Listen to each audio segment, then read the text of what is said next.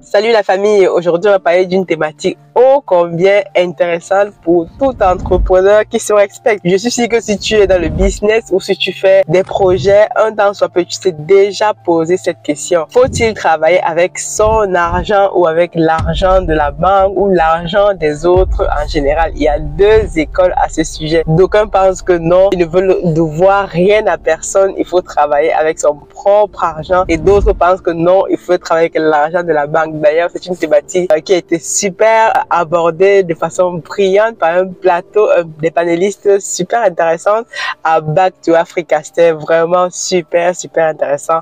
On a assisté à un panel qui regroupait à la fois Monsieur Philippe Simo, qu'on ne le présente plus, Monsieur Stanislas Zézé, voilà, le financier, Monsieur Berton Thiofo, que j'ai le plaisir de rencontrer à Back to Africa, vraiment super intéressant, un homme très simple, et de l'autre côté, le banquier, Monsieur Jean-Claude Chipamba. C'était vraiment un panel explosif.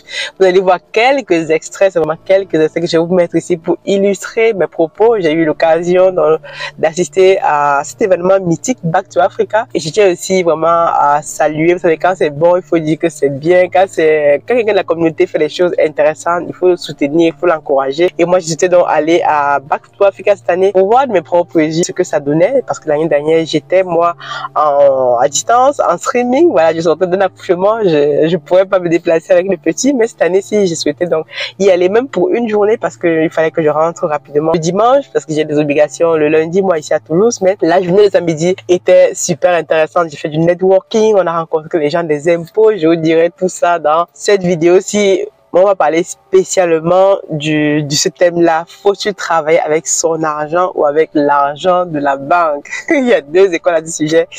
J'aimerais bien vous entendre à ce sujet également.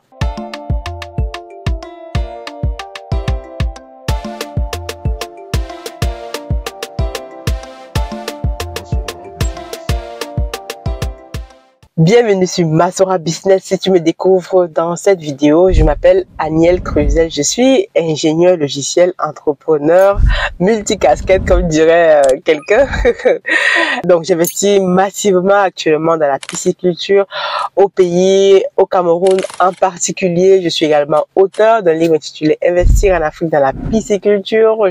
On fait également des formations à ce sujet, des personnes qui me posent tout le temps des questions à savoir. D'ailleurs, j'ai rencontré plein de personnes à Back to Africa qui m'ont raconté: oh Aniel, c'est toi qui fais la pisciculture? Ouais, c'est toi. Je dis: ouais, c'est moi, je suis là en poste. Comme d'habitude, Africa Food Industries, représentée par moi-même à Back to Africa. Il y avait quelques-uns de nos actionnaires sur place. On s'est retrouvés à la fin. L'année prochaine, si peut-être à Dieu, on prendra un stand Africa Food Industries où, bon là, on va pas ramener du poisson fumé du pays, hein. Mais on va, voilà, montrer ce qu'on fait sur place. On va inciter les personnes justement à se lancer dans ce magnifique domaine qu'est la pisciculture, parce que très peu de personnes aujourd'hui, voilà, ne savent pas qu'ils peuvent se lancer dans ce domaine de façon même, voilà, très moins chère, très simple. Donc il y a beaucoup de mystification dans ce domaine. On va essayer de démystifier tout ça, d'apporter la connaissance, éduquer les personnes, et c'est ce que je fais aussi à travers mes livres. Donc si vous voulez me poser une question, souvent on me pose souvent des questions, plusieurs questions, la même chose, les gars, allez acheter le livre. Il y a tout dans ce livre, en tout cas la base de ce que vous devrez connaître lorsque vous vous lancez dans la pisciculture. J'ai mis tout ça dans ce livre, Investir dans la pisciculture en Afrique. C'est même la raison pour laquelle je l'ai écrit, pour répondre aux questions des gens de façon automatisée. Donc allez acheter le livre sur Amazon, sur notre plateforme Aniel et Tatiana Academy en digital. Ce livre est disponible, et dans les prochains jours, je suis en train de préparer donc la formation pisciculture que beaucoup de personnes attendent avec impatience. Le premier module est déjà prêt. Vous pouvez déjà le précommander sur la plateforme. Je vous ai dit, si vous prenez votre formation, je vous accompagne gratuitement pendant un mois à lancer votre projet au pays. Je m'y engage personnellement. Je sais qu'il y a beaucoup de personnes actuellement qui me contactent aussi pour qu'on puisse échanger sur leur projet. Donc moi, je réponds facilement aux questions. On prend rendez-vous, on échange. Vous prenez même un coaching si on doit aller plus loin. Rendez-vous sur notre plateforme Aniel et Tatiana Academy. Donc aujourd'hui, je veux qu'on revienne donc sur ce magnifique thème, parce qu'il y a deux écoles, comme je disais. D'aucuns pensent que pour travailler dans le business, en tout cas, soit il faut ne pas prendre de crédit, aller juste avec son propre argent, et l'autre école justement dit voilà, il faut s'enrichir avec l'argent de la banque. Donc c'était un panel extrêmement intéressant où il y avait donc, comme je disais tout à l'heure en début, donc Jean-Claude Tipama, le banquier qui est déjà passé sur la chaîne d'Investir au pays, c'est là que j'ai découvert, et justement en vrai à Back to Africa, monsieur Stanislas Zézé qui est lui le financier qui était aussi à Back to Africa, que j'ai aussi eu l'occasion de découvrir vraiment en vrai parce qu'on les voit tous souvent à la télé. Ce sont des personnes, des grands frères qui ont réussi, et c'est bien de partager aussi. Ils partagent leur expérience, ils vous expliquent voilà sur les codes d'investissement, etc.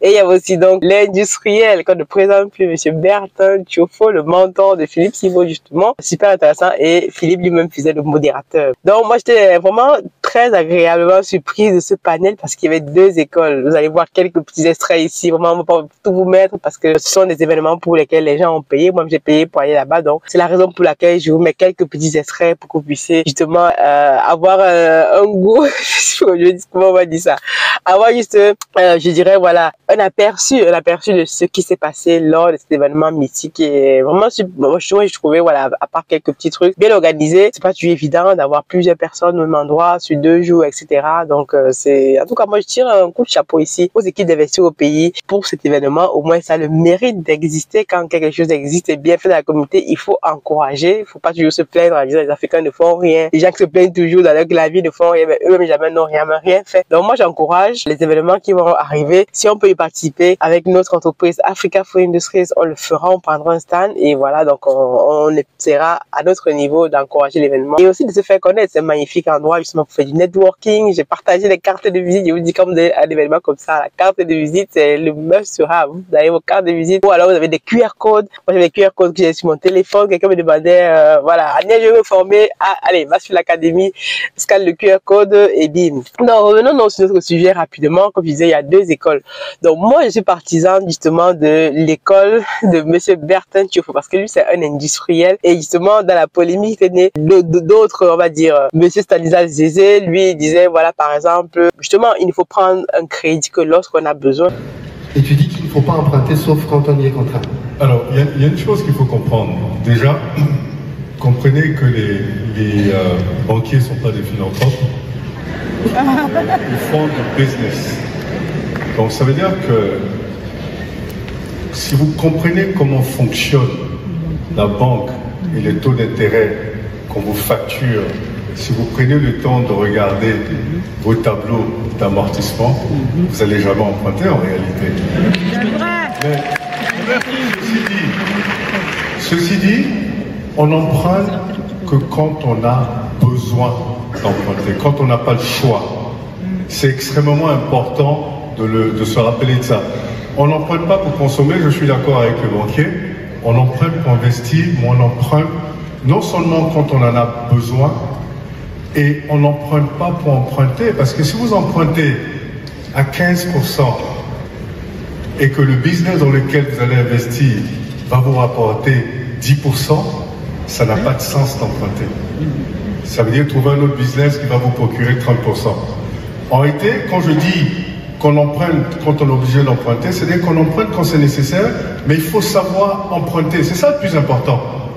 Bien sûr, mais lorsqu'on parle d'industrie, puisqu'on sommes là-dessus, l'investissement, comment faire justement pour financer ces projets au pays? D'ailleurs, je tiens ici à rappeler, disclaimer, je l'ai dit dans plusieurs vidéos, si vous lancez votre projet au pays, vous ne prenez pas de crédit pour amorcer votre projet. Ça, c'est vraiment quelque chose qu'il faut savoir. Moi, quand j'ai dû lancer l'entreprise Africa Food Industries, je vous dis à partager mon histoire ici, j'ai commencé avec des fonds propres. J'ai commencé à investir, envoyer de l'argent pour créer des étangs piscicoles, etc. On a travaillé avec les équipes sur place, on s'est fait bouler à certains endroits, etc. Mais c'est avec mon argent propre. Ensuite, donc, j'ai ramené 2-3 partenaires, on était 4, justement. Ensuite, on a continué de bosser. Mais lorsqu'il a fallu qu'on passe à une étape supérieure, on avait déjà montré nos preuves. C'est aussi la raison pour laquelle j'avais créé cette chaîne YouTube, pour montrer nos expériences sur le terrain, nos échecs, nos réussites. Et comme vous pouvez le voir, je vous montre toujours tout from scratch. Et ensuite, donc, lorsqu'il a fallu passer à un niveau supérieur, parce qu'on se rendait bien compte que, voilà, si on voulait faire faire évoluer le projet avec la vision qu'on avait, il fallait bien qu'on fasse intégrer d'autres projets. On aurait pu faire comme tout le monde en disant, ou comme les partisans qui disent non, moi je veux pas travailler l'argent des gens, je veux dormir tranquille, etc. Encore faut-il trouver un meilleur système. Donc quand il a fallu choisir le système d'investissement, au lieu juste de demander aux personnes qui était la première idée que j'avais justement exposée lorsque je passais sur la chaîne d'investir au pays à l'époque, je disais voilà, j'avais testé le business un petit peu, je me disais, il y avait 2-3 personnes qui voulaient investir, je disais voilà, on va faire un étang, chacun aura son étang, tu investis dans un étang, etc. Et à la fin de la production, au bout de 4 mois, on produit des poissons, on les vend et ensuite on te rembourse, on va dire, un bénéfice. Donc ça, c'était non sans ignorer comment, en fait à l'époque, voilà, je savais pas très bien les rouages de ces business, c'était très bien sur le papier. Mais heureusement que j'ai pas choisi cette méthode-là. Heureusement, parce qu'aujourd'hui, je serais en train de lire, comme on dit chez nous au pays, lire. Donc, en y réfléchissant, en discutant avec des personnes autour de moi, notamment avec mon père, justement, qui est, voilà, assez avancé dans ces histoires d'investissement, de gestion, on s'est dit, voilà, pour le business que je veux faire, pour attirer d'investissement, vaut mieux ouvrir notre capital, avoir des actionnaires. Et moi, j'aime bien la formule actionnariat parce que ça permet à d'autres personnes de prendre le même risque que toi, de s'impliquer et de ne pas attendre à la fin de 2-3 ans ou à la fin de quelques mois, tu leur as promis des rentabilités à 30%, 50%, comme je vois d'autres, mais parfois 100%. D'autres gens promettent des rentabilités à 100%. Je me dis souvent, waouh, les gens n'ont pas compris comment fonctionne le business en Afrique. Même si tout est bien carré sur le papier, on ne sait jamais. Donc moi, je ne pouvais pas promettre ça aux personnes, même aujourd'hui. Les actionnaires qui viennent avec nous, je ne vous promets rien du tout. On est dans un business où tout peut être joli, sympa sur le papier, mais au niveau de l'exécution, tu ne sais pas. Tu tombes sur des personnes parfois malhonnêtes ou alors tu as des alevins qui meurent pour x raison. Ça, tu ne peux pas prévoir ces choses dans les business plans. Tu ne peux pas. Donc, c'est vraiment compliqué. Donc, on est donc parti sur l'actionnariat. Dire aux personnes, vous prenez le même risque que nous. Cette entreprise est aussi la vôtre. Vous achetez une partie de l'entreprise et ça, il faut être ouverts à le faire. Beaucoup de personnes ne sont pas ouverts à partager leur entreprise, ne sont pas ouverts, ils veulent tout détenir tout seul. Parce que vaut mieux détenir 30% d'une entreprise qui fait, par exemple, je sais pas moi, 2-3 millions d'euros que de détenir 100% d'une entreprise qui fait 100 000 euros, 50 000 euros, alors qu'il ne marche pas. Donc moi, je suis très ouverte avec ça. Je préfère détenir une entreprise ou alors 10% d'une entreprise qui va faire des milliards derrière que détenir 30%, 50%. Donc moi, au tout départ, je dis voilà, ouvrons le capital et mettons d'autres Africains comme moi de venir justement investir leur argent, mais au-delà d'investir leur argent, leurs compétences, partager notre vision, etc. Justement, on aurait pu aller voir les banques, mais vous savez, les banques, au tout départ, même en Afrique, ne financent même pas. Aujourd'hui, je suis en train de regarder justement lorsque dans notre processus de levée de fonds, je suis allé voir notre banquier au pays. Vous savez qu'on a un compte au pays chez, bon, pour ne pas les nommer, Afriland First Bank.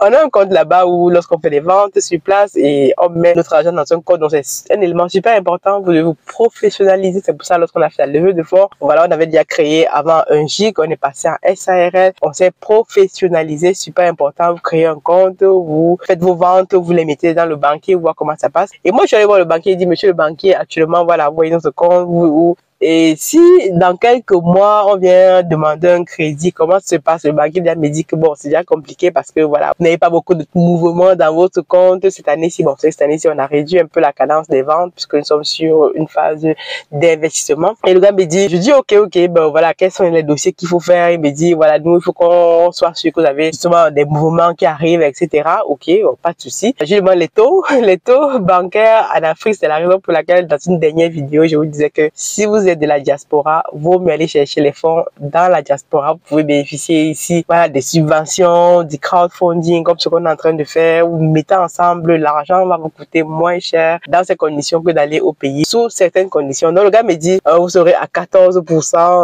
14%, waouh, 14%, que même ici en France, lorsqu'on me dit un taux de 5%, je commence à créer, mais c'est au pays, 14% les taux d'emprunt. Certains me disaient même qu'ils étaient à 15%, 18%. Donc c'est ça au pays. Et bon, Quand tu es dans un industriel au pays, un peu comme Monsieur Bertin, il faut qu'il lui est industriel au pays. Forcément, il faut travailler avec l'argent de la banque. Tu ne peux pas aller vouloir ouvrir une industrie un peu comme ce qu'il fait ou ce que nous on veut faire prochainement, transformer du poisson, produire massivement juste avec ton propre argent. Ce serait une aberration et une erreur fatale. Comme lui-même l'a rappelé que quand lui-même il est arrivé au pays, lorsqu'il commençait justement à se lancer dans son aventure PAFIC, justement, il a voulu travailler avec son propre argent en se disant ouais voici l'argent parce que tu as ton propre argent, à un moment donné ton argent va finir, voilà, même quand mon argent c'est fini, mais comment tu fais à ce moment-là?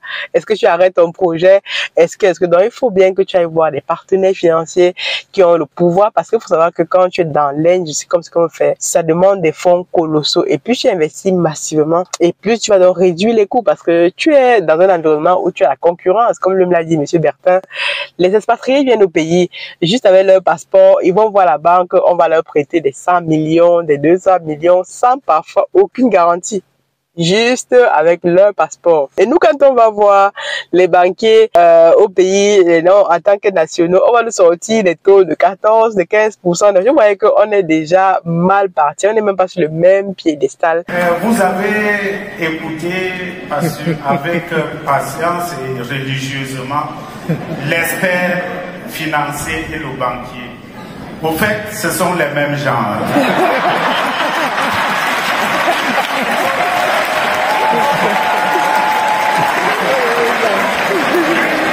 De l'autre côté, il balaie devant sa couille, il essaie de vous dire si vous amenez ça, vous allez ça. Non, c'est faux. Le banquier ne vous prête pas de l'argent pour que vous partiez faire les bénéfices. Comprenez ça clairement. Ce qu'il dit que je l'écoute comme conseil, oui, on les appelle les conseils à la banque, mais il faut beaucoup faire attention. C'est pour ça que l'expert financier ne prête pas de l'argent, parce qu'ils se connaissent.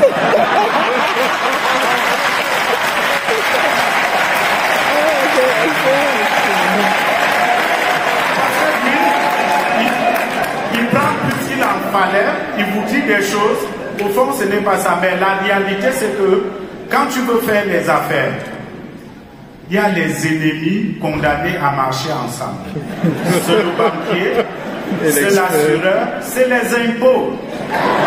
Si tu ne peux pas être d'accord avec eux, mais tu dois faire avec eux. Je ne vois pas un industriel qui peut fonctionner sans les impôts, sans la banque et sans les assureurs. C'est impossible. Sinon, il ne voit pas plus loin que le bout de son nez. Je veux me lever, je veux vous dire quelque chose.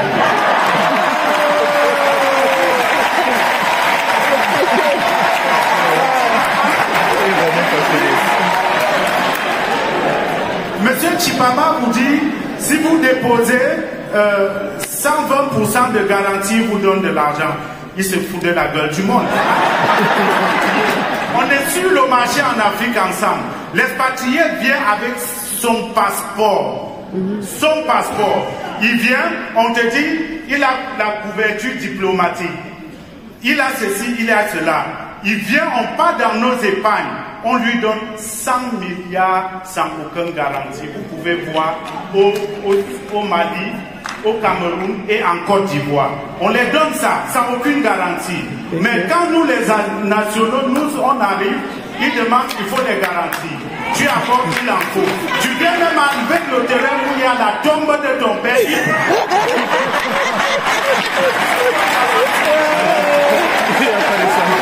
Tu peux racheter ton crédit. Ce n'est pas grave.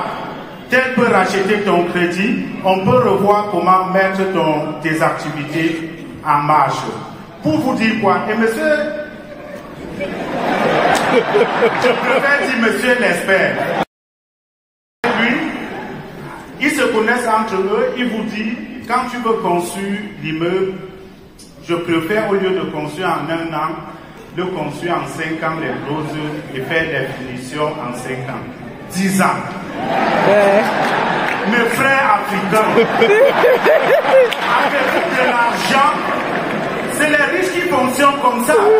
Avec de l'argent, avez-vous, quand il parle de l'immeuble, ces immeubles, c'est dans les... On a parlé de celui de mon frère Son. C'est les 6 millions. As-tu 3 millions d'euros que tu dois construire, attendre 5 ans, aller chercher, revenir encore 3 millions d'euros,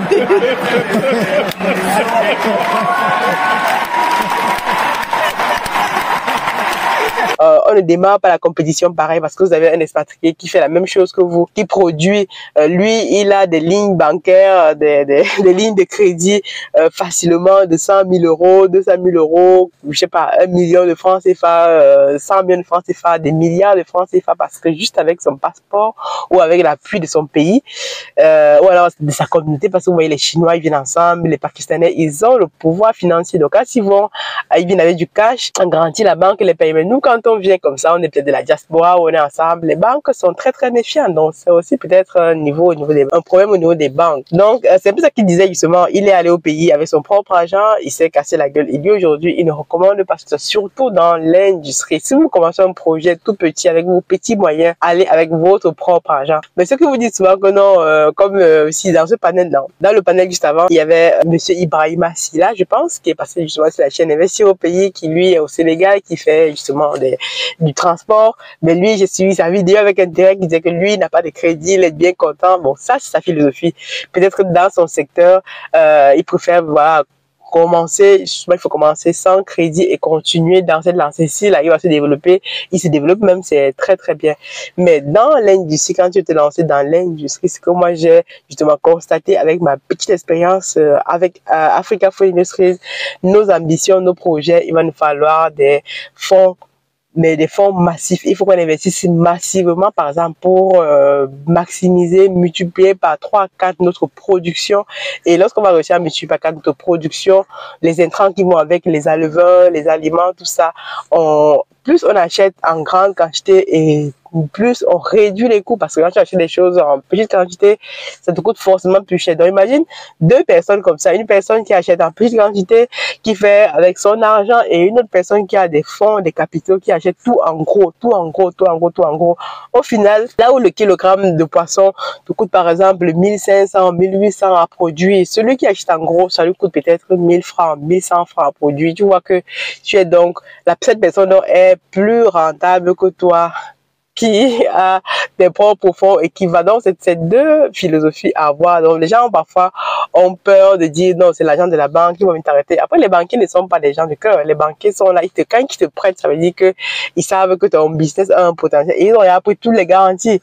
Ils vont pas les garanties de terrain, les garanties de ICKZ. C'est pour ça qu'au pays, c'est compliqué d'aller chercher des fonds. On va vous demander des garanties de terrain, des garanties de ICKZ. Donc, moi, je préfère donc, étant de la diaspora, me servir de cet avantage qui est ici, qu'on peut aller chercher des subventions, il y a beaucoup parfois de subventions ici que parfois on ignore. On peut aller justement chercher des crowdfunding, des choses comme ça, comme ce qu'on est en train de faire actuellement avec Ayomi. D'ailleurs, tu es encore inscrit justement pour participer à cette levée de fonds et que tu es intéressé pour investir avec nous, c'est le moment de le faire. Nous sommes déjà en octobre. D'ici la fin de ce mois, nous allons clôturer cette levée de fonds. Franchement, pour tous ceux qui vont prendre le pas, bienvenue chez Africa Food Industries. Et pour tous les autres, je ne sais plus quand est-ce qu'on ouvrira encore cette levée de fonds. Ça sera peut-être dans les années à venir. Là, on aura déjà peut-être valorisé l'entreprise à, je sais pas moi, 2, 3, 4 millions d'euros, ce qu'on espère tous. En tout cas, moi, pour clôturer dans ce débat, vous allez me dire ce que vous en pensez. Moi, je pense que lorsqu'on vise en fait l'industrie, lorsqu'on va aller plus loin, on est obligé de bosser avec l'argent de la banque. De toute façon, on ne s'enrichit qu'avec l'argent de la banque. Les plus riches de ce monde ne sont qu'enrichis parce qu'ils ont justement utilisé l'argent de la banque comme levier. Ça, c'est ce que je pense et c'est ce que j'expérimente tous les jours à mon petit niveau auprès d'Africa Food Industries. Je n'aurais jamais pu atteindre le niveau où ce projet est actuellement avec mes propres fonds. Ça aurait été impossible. Donc, je dis merci encore à tous nos actionnaires qui m'ont fait confiance, qui nous font confiance, ceux qui vont venir, nos partenaires financiers qui nous accompagnent, qui soutiennent le projet. Et toi aussi, si tu veux faire partie de la team, rendez-vous en barre de description pour justement prendre les informations par rapport à cette levée de fonds. Donc, dis-moi ce que tu penses de ce sujet absolument intéressant et on se retrouve à la prochaine vidéo. God bless.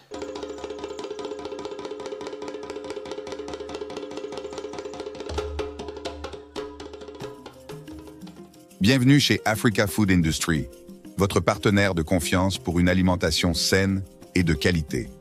Situé au Cameroun en périphérie de Yaoundé, notre site de production en pleine nature est dédié à l'élevage, à la production et à la transformation responsable des poissons les plus frais. Chez Africa Food Industry, nous élevons et transformons une variété de poissons, notamment le silure, la carpe et le tilapia, dans le respect de l'environnement et du bien-être animal.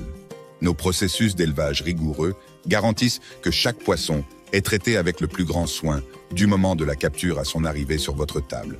Découvrez notre large gamme de produits finis, des filets de poissons frais aux délicieuses conserves de carpe de silure et de tilapia, prêts à satisfaire les palais les plus exigeants. Pour des produits de qualité supérieure, faites confiance à Africa Food Industry. Contactez-nous dès aujourd'hui pour en savoir plus.